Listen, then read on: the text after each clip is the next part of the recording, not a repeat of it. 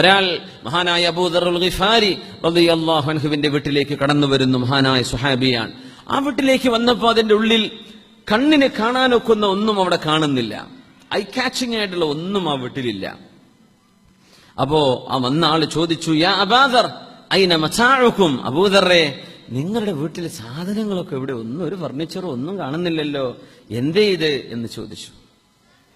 ലാ അറാ അസാസൻ ഫിൽ ബൈതി വലാ മതാഅ, ഇവിടെ ഒരു യുറ്റൻസിൽസ് അല്ലെങ്കിൽ ഇവിടത്തെ നിങ്ങളുടെ പാത്രങ്ങളോ അല്ലെങ്കിൽ മറ്റെന്തെങ്കിലും ഫർണിച്ചറോ ഒന്നും കാണുന്നില്ലല്ലോ, ഇതെന്ത് വീടാ എന്ന് ചോദിച്ചപ്പോ അല്ലാഹുവിന്റെ റസൂലിന്റെ സുഹാബി അബൂദർ റളിയല്ലാഹു അൻഹു പറഞ്ഞു, ഇന്ന ലനാ ബൈതൻ നുവജ്ജിഹു ഇലൈഹി സ്വാലിഹ മതാഇന, നമുക്കൊരു വീടുണ്ട്, ആ വീട്ടിലേക്ക് നമ്മുടെ എല്ലാ നല്ല സാധനങ്ങളും ആ വീട്ടിലേക്ക് ഞാൻ സ്റ്റോക്ക് ചെയ്യുകയാണ്.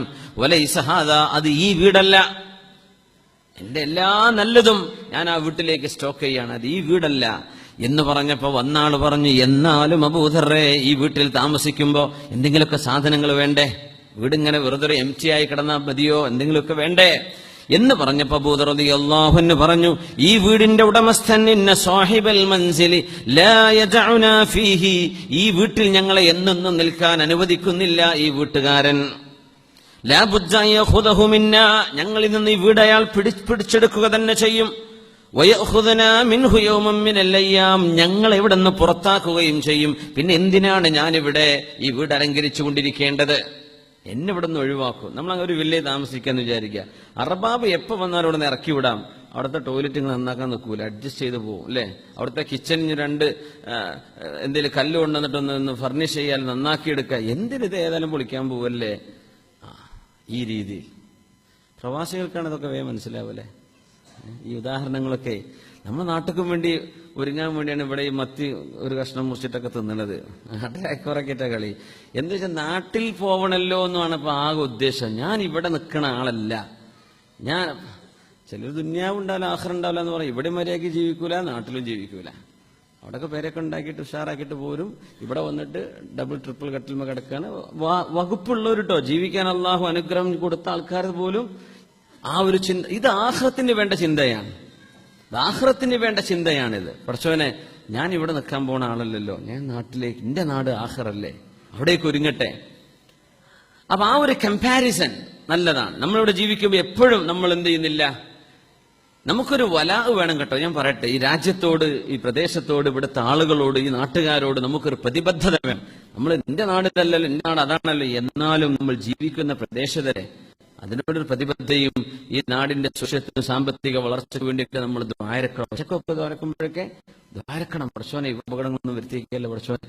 നമ്മൾ ഒരുപാട് ഞാമത്ത് അനുഭവിക്കുന്ന ഒരു വിജയത്വം എന്തോ ഇത് എനിക്ക് വാദം, ഞാൻ ഇവിടുന്ന് വേറെ ഏതെങ്കിലും ഖത്തർക്കോ അല്ലെങ്കിൽ ഇവിടെ പോകും, അങ്ങനെയല്ല പറയേണ്ടത്. നമ്മൾ നിൽക്കുന്നിടത്ത് ശുക്ർ ചെയ്യണം. മനുഷ്യർക്ക് ശുക്ർ ചെയ്യുമ്പോഴാണ് അള്ളാഹുവിന്റെ ശുക്ർ ചെയ്യാം.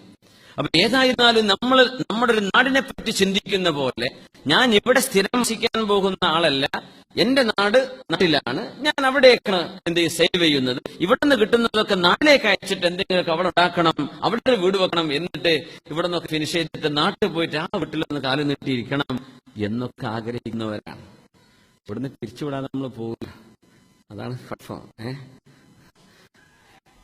സുബ്ഹാനല്ലാഹ്.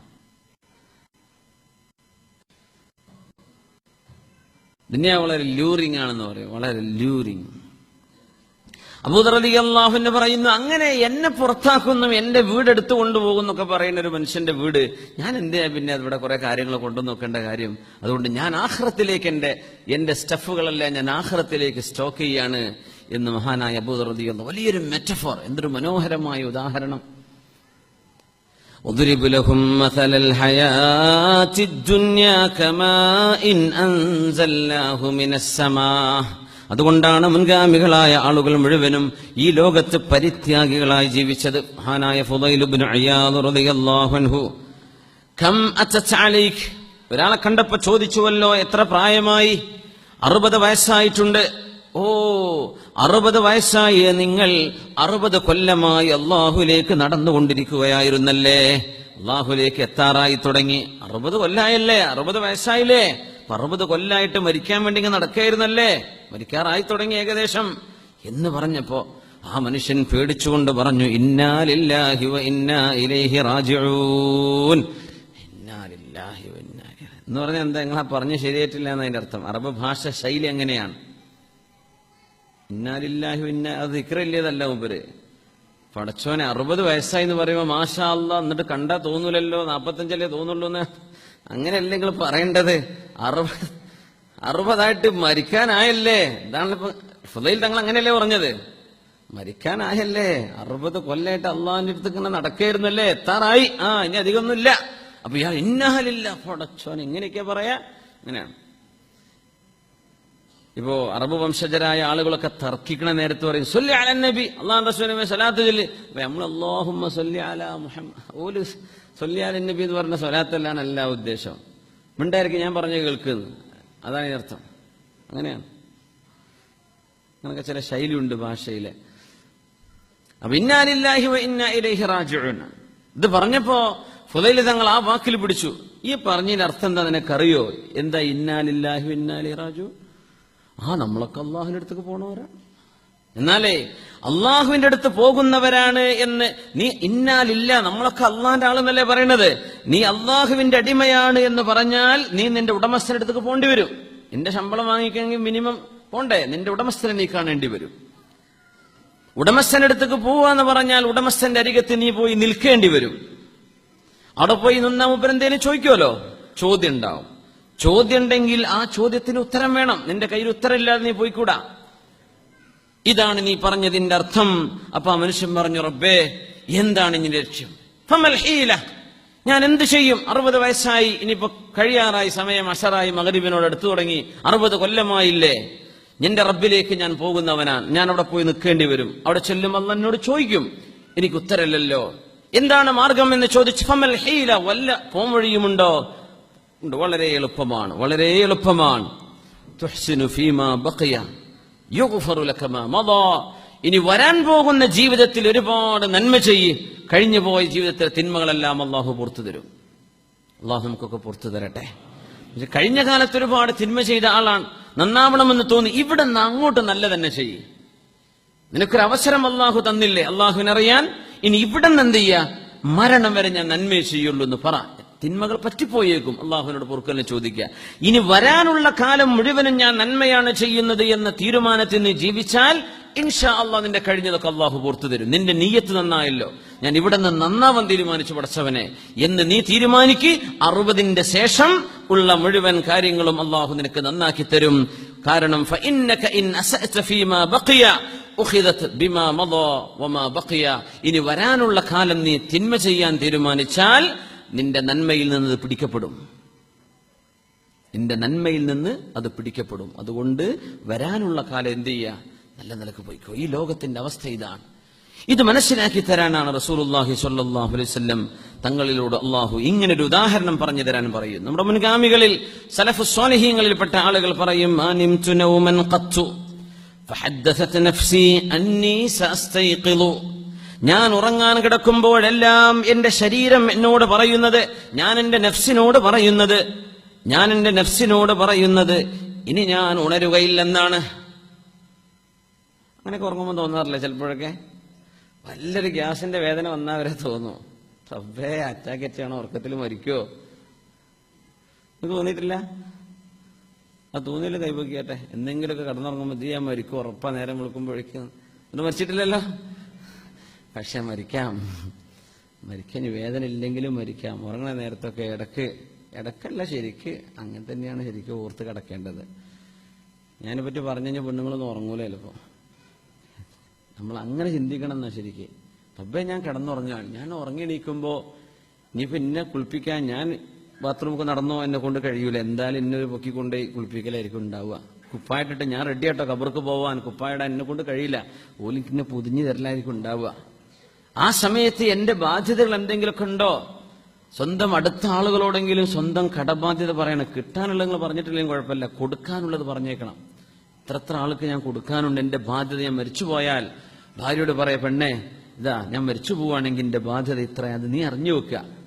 ഓരോ ദിവസവും തന്റെ വസീയത്ത്, 3 ദിവസം കടന്നുറങ്ങുമ്പോ തന്റെ വസീയത്ത് തന്റെ തലയിണക്ക് താഴെ നിങ്ങൾ വെച്ചിരിക്കണം എന്നിവരെ പരിശുദ്ധ ഹദീസുകളൊക്കെ കാണാൻ കഴിയും. വസിയത്ത് തലയുടെ താഴെ എന്ന് പറഞ്ഞാൽ അടിയിൽ വെക്കണം എന്നല്ല, നിങ്ങൾ എന്ത് അറിയിച്ചു കൊടുക്കണം, ആരെങ്കിലും അറിയിക്കണം. ആരും അറിയില്ല എവിടേക്കാ കൊടുക്കാനുള്ളത്. അങ്ങനെ ആയി പോവരുത്. എന്തെങ്കിലും ബാധ്യതകൾ ഉണ്ടെങ്കിൽ ഒരാളോടെങ്കിലും പറഞ്ഞു വെക്കണം. കാരണം നമുക്കറിയില്ലല്ലോ, കിടന്നുറങ്ങാൻ പോകുമ്പോ ഞാൻ മരിക്കുമോ. അത്രയും അൺസർട്ടൻ ആണ് നമ്മുടെ ഈ ജീവിതം. അതാണ് ഇതിന്റെ അത്ഭുതം. അൺസർട്ടൻ ആണ്, ഒരു ഉറപ്പില്ല. മരിക്കാം, ഒരു അറ്റാക്ക് വരാം, ഒരു സൈലന്റ് അറ്റാക്ക് വരാം, ഞാൻ മരിച്ചിരിക്കാം. സുബ്ഹാനല്ലാഹ്.